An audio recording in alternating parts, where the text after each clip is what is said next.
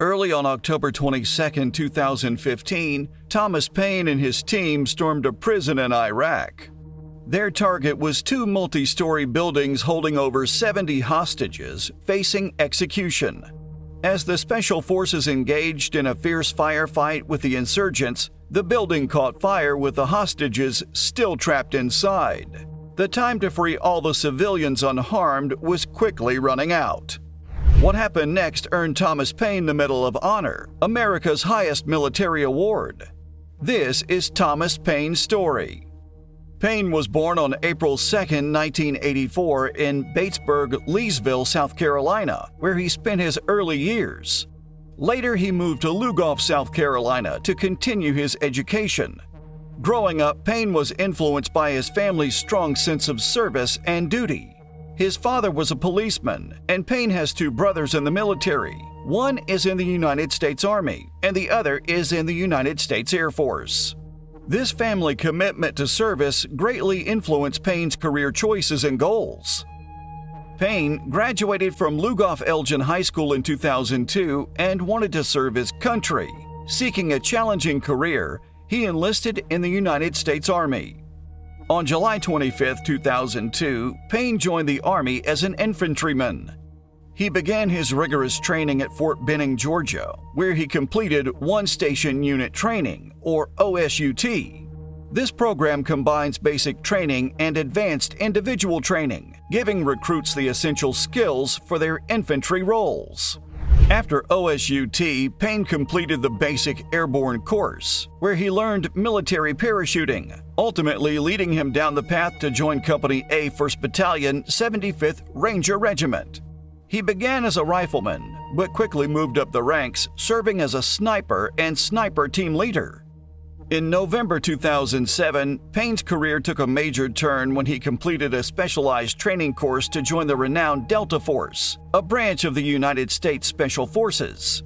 This elite unit handles counterterrorism, direct action, and other specialized missions in which Payne has held various roles, including Special Operations Team Member, Assistant Team Sergeant, and Instructor. In these positions, he has planned and executed high-risk missions, trained other operatives, and led teams in challenging situations. His extensive training and experience have made him a highly skilled and respected member of Delta Force. Before receiving the Medal of Honor, Payne had already established himself. He was awarded the Purple Heart for injuries sustained in a grenade explosion during a 2010 mission in Afghanistan. Though the injury was severe, he persevered through rehabilitation, with support from his father and future wife Allison, whom he met during his recovery.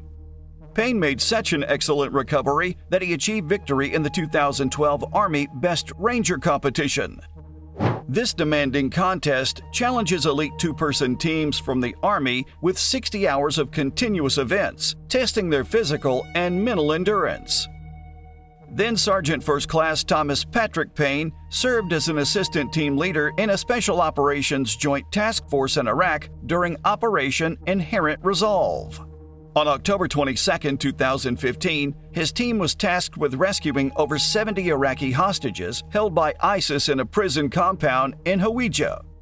Payne's team spent a week planning and rehearsing for the mission. When intelligence revealed freshly dug graves indicating the hostages were in imminent danger, they were given the go-ahead.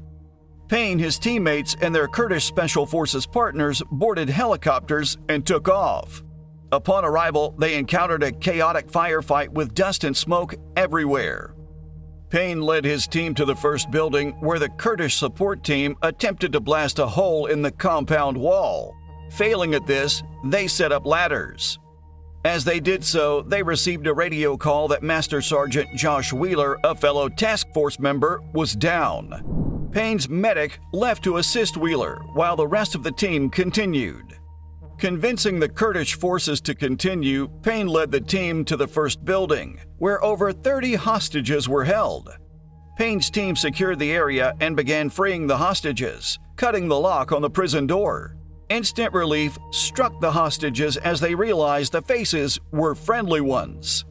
As the hostages were being released, Payne received a call that the team in the second building needed help. The firefight just 30 yards away was intense. Payne, being able to hear the fight, rallied his team to help their comrades. The enemy had barricaded themselves inside, so Payne and his team moved to the roof of the burning building where the second team had called for help. They faced constant fire from enemies to the west and below them. Despite using small arms and grenades, they couldn't enter from the roof. Hearing screams and explosions of suicide vests from below, Payne led his team to find another entry point. While attempting to breach the building, several Kurdish forces were wounded. Payne saw that the main prison door had a lock similar to the first building's. Knowing the risks, but also that he could get through the lock, he grabbed bolt cutters and cut the first lock, despite enemy fire and smoke from the fire that had started due to the explosives. With the smoke filling his lungs, Payne had to retreat immediately, despite noticing a second lock that left hostages still trapped inside. He held his breath and returned to cut the second lock, exposing himself again to enemy fire and toxic fumes. Once the second lock was cut, the combined forces rushed in, rescuing the hostages and neutralizing threats. With the building collapsing under enemy fire, Payne knew they had to move quickly. However, he could still hear confused hostages in the hallways, blinded by smoke and flames. He ran into the inferno with potential threats still lurking in other rooms and directed the disoriented hostages to safety, even dragging some to ensure their evacuation.